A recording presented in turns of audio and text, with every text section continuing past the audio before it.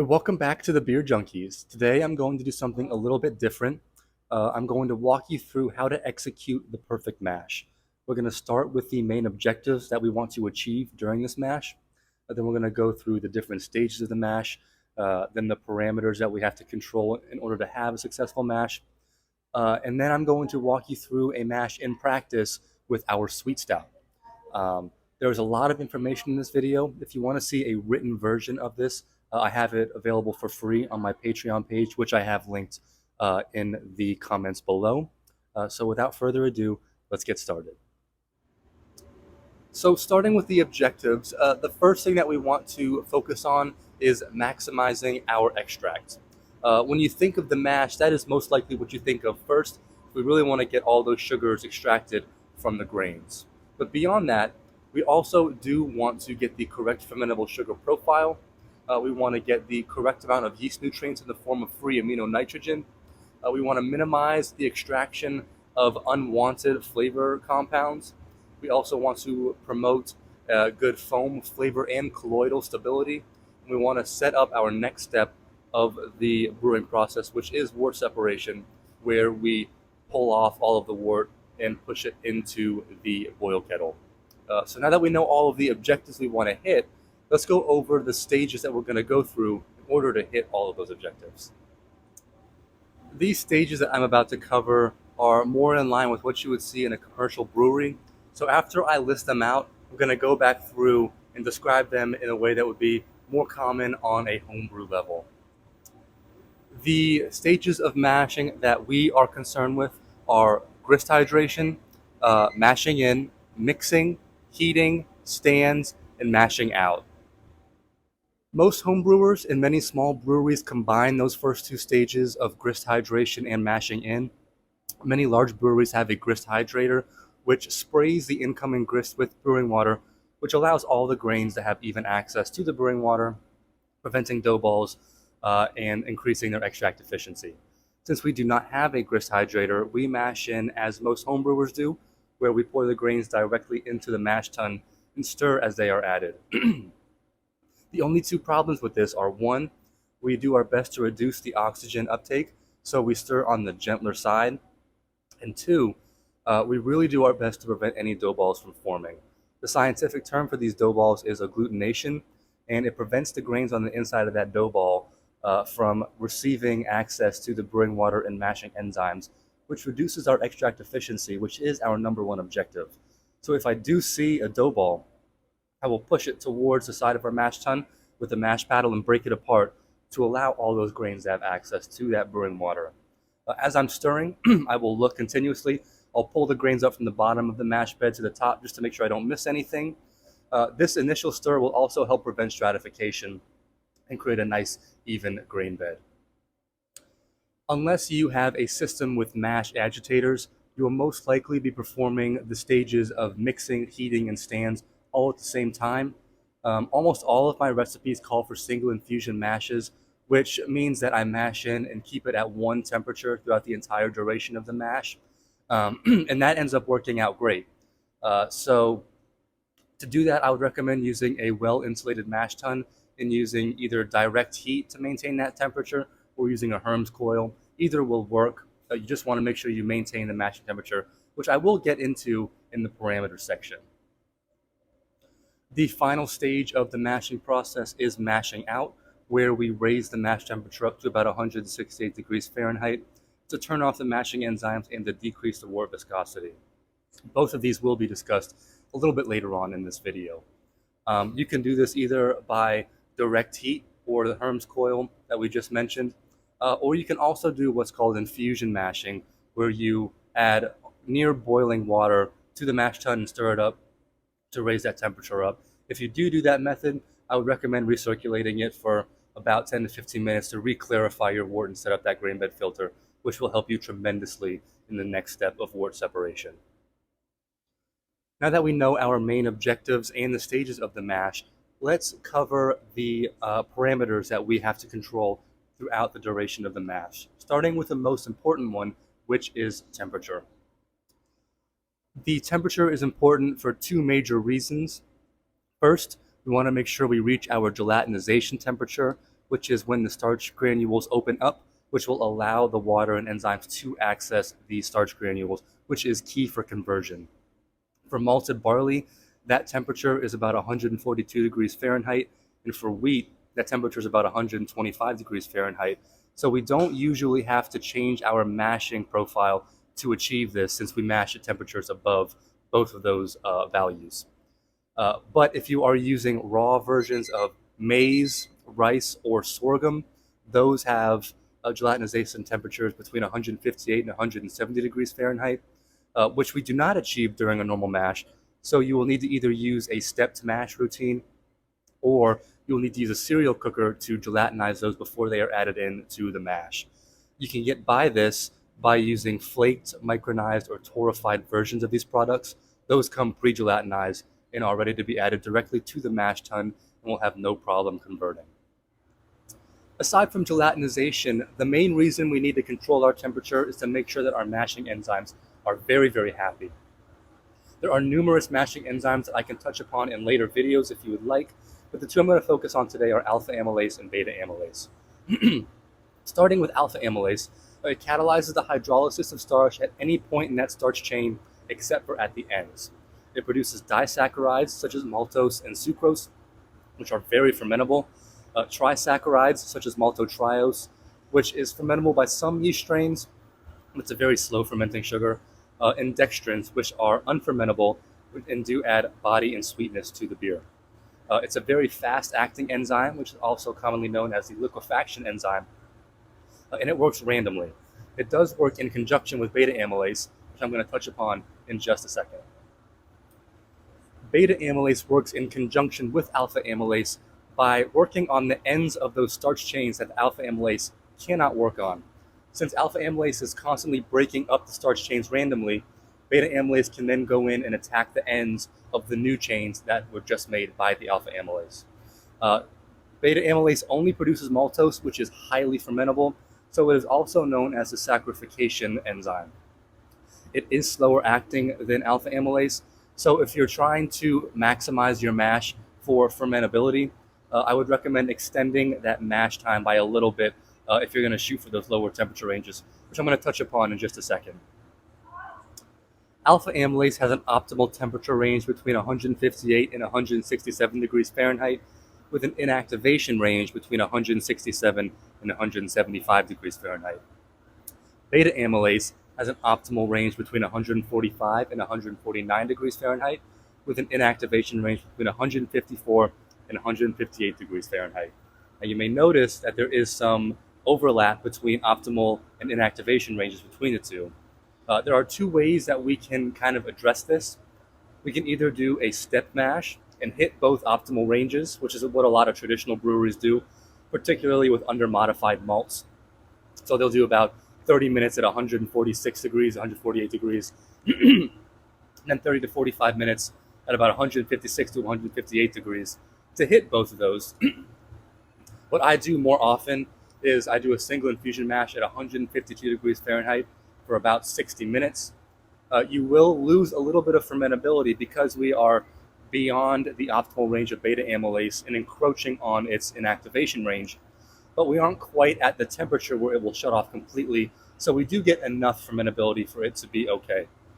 The only thing you want to watch out for is you want to keep your mash temperatures below 155 degrees Fahrenheit, or your fermentability will begin to rapidly decrease because you will be denaturing those beta amylase enzymes, which will severely inhibit your fermentability.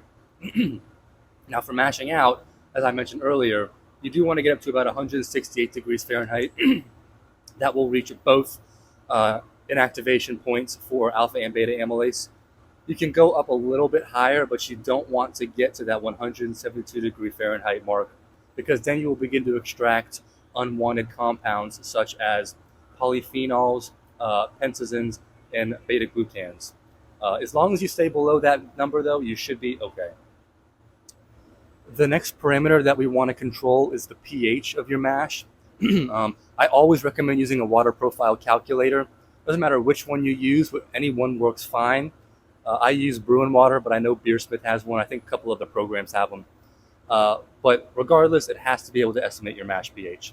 You can reduce your pH by adding acids such as lactic or phosphoric, and you can raise it by adding bicarbonates in the form of baking soda and pickling lime. Alpha amylase has an optimal pH between 5.3 and 5.8, and beta amylase has an optimal pH between 5.4 and 5.6. Most brewers shoot for about 5.4, but you can survive between 5.2 and 5.6. A lower pH enhances protein coagulation, it promotes foam stability, and it reduces your risk of extracting polyphenols. The next parameter that we want to control is the mash thickness, which is typically between 1 to 1.5 quarts of brewing water per pound of grist. The thicker mashes tend to have slower starch conversion, less efficiency, but it does produce more free amino nitrogen, has a more stable pH, and produces a more fermentable wort at higher mash temperatures. The thin mashes are the opposite, where they have faster conversion, tend to have a little bit higher efficiency, but they have a less stable pH, they have a more fermentable wort at lower mash temperatures, and they produce less free amino nitrogen. The mash thickness really is kind of just based on preference, so I wouldn't really recommend one way over the other. The last parameter that I want to touch upon is the water profile, but more specifically the calcium content of that water profile. I will discuss all of the ions that are important in beer production in a later video, but for now, calcium is key. You want at least 50 parts per million of calcium, but you can go upwards of 150 parts per million. Calcium will decrease the mash pH to that 5.4, 5.3 range we're looking for. It will also stabilize the mashing enzymes, and it will precipitate out oxalate ions. These oxalate ions, removing them will help clarify the beer, and it will also help prevent beer stone from developing later on. If you've ever had to try and get rid of beer stone, you know how much of a pain it is. So to be able to reduce its chances is a major plus. Again, you want to use a water profile calculator to make sure you're adding enough, but at least 50 parts per million of calcium is key. So we've hit those first two objectives pretty heavy with the extract efficiency in the fermentable sugar profile, with the specific temperatures for the mashing enzymes and the mashing in aspect. But let's specifically cover those last four objectives that I've mentioned and see how we can kind of maximize those throughout this mashing process. I mentioned the free amino nitrogen values in the mash thickness part, but you really won't have to worry about having sufficient nutrients if you're using an all malt mash. There are plenty of nutrients in that malt that you really shouldn't have an issue with your fermentation. The only part that you'll need to worry about is if you are using a lot of adjuncts such as sugar, flaked corn, rice, that kind of thing. If you're getting upwards of 30% of your whole grain bill being adjuncts, then you're going to want to consider adding some extra yeast nutrients later on in the boil to make sure you have enough. But otherwise, that's not really something that we really need to focus on. In regards to the extraction of unwanted compounds, as long as we keep our mash temperatures below 172 degrees Fahrenheit and our pH below 5.7, we really won't have to worry about it. The compounds that we're talking about are polyphenols, pentazines, and beta-glucans. Polyphenols are unavoidable. They do add a small amount of body to the beer, but in high concentrations, they will add astringency.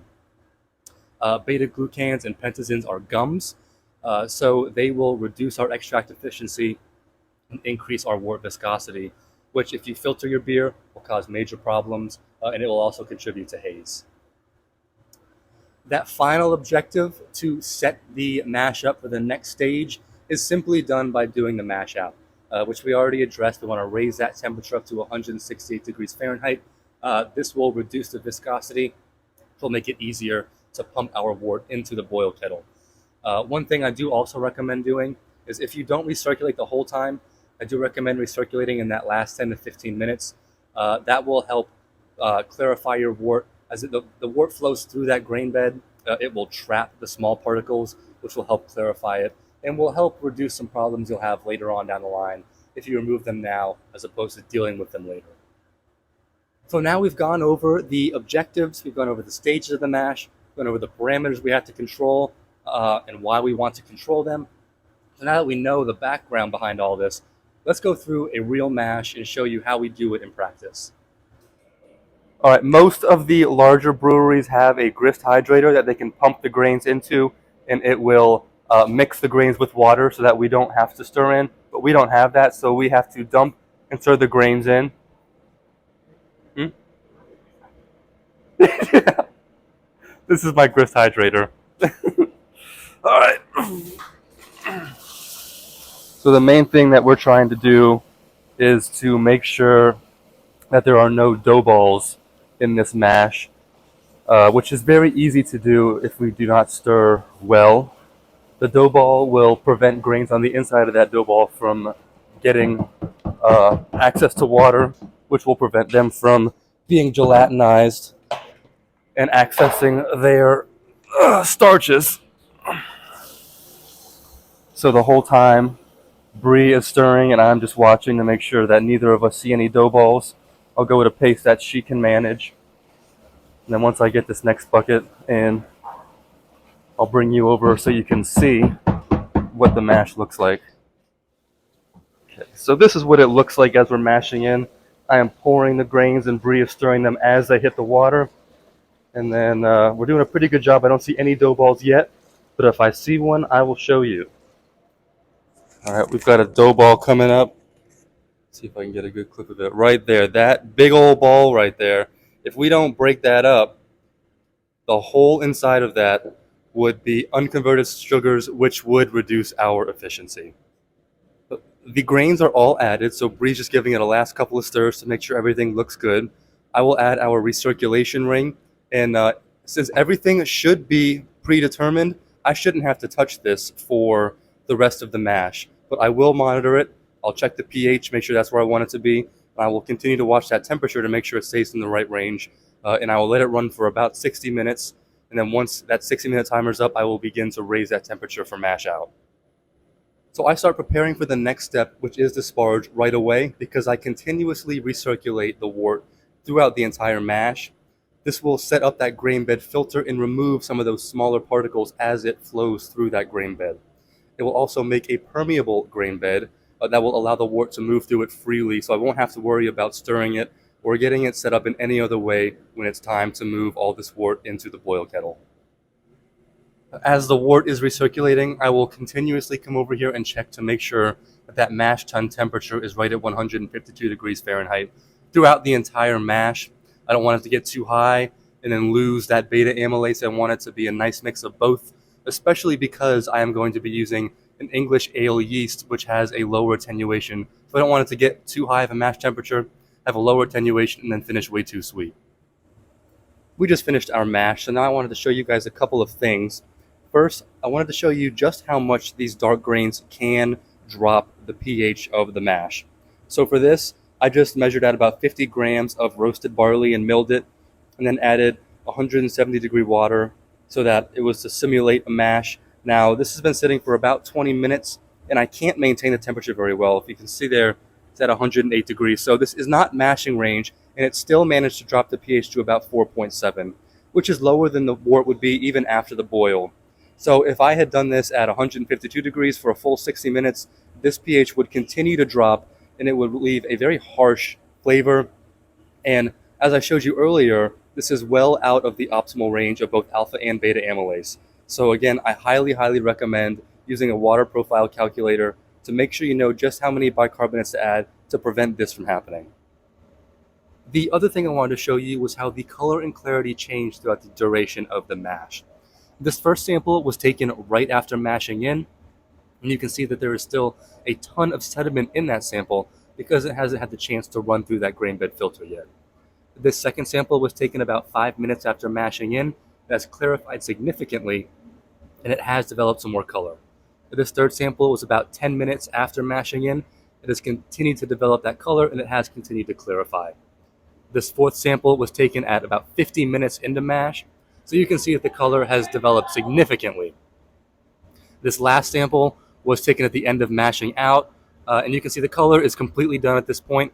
It is as clear as it's going to be. It's hard to tell the clarity on these last two because it is almost opaque, but based on these first three, you can see that clarification significantly helps the later processes that we're going to go through. I find this very interesting just to see how much the wort can change over 60 minutes. And I forgot to show you in the last video, but the pH of the mash at mash out was 5.2, so it is still in that range. The next session I could add a little bit more bicarbonates to get it closer to 5.4, but 5.2 will work perfectly. So we finished the mash. I held it at 152 degrees Fahrenheit for about 60 minutes. Then I performed the mash out. We got it to 168 degrees. I didn't let it get to 172. I made sure to keep it below that so we didn't extract any unwanted compounds. Right now we're going to finish with the rest of the brew day. And then as soon as it's ready, I will be back to give you the tasting review of that beer. This is our brewdog Jinx. She plays a key part in the entire brewing process. All right, this is what we've got. It has that same dark color that we saw towards the end of that mash development. It's opaque, so I can't see through it, even with a flashlight. It's got a tan head that is lasting pretty well. Now, this did finish at around 1020 terminal gravity, and it's not because we didn't get the correct fermentable sugar profile. It is because I do add a decent amount of lactose in the boil to sweeten this up to fit the sweet stout category. So for the taste,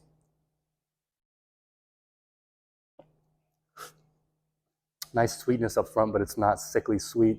I'm getting a lot of those malt characteristics, the chocolate, the coffee, the roast.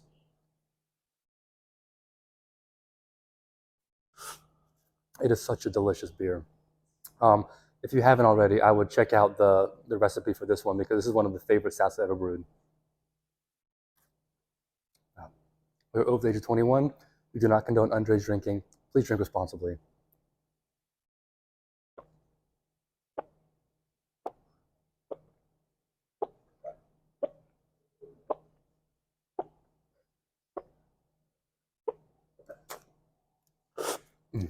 Cheers.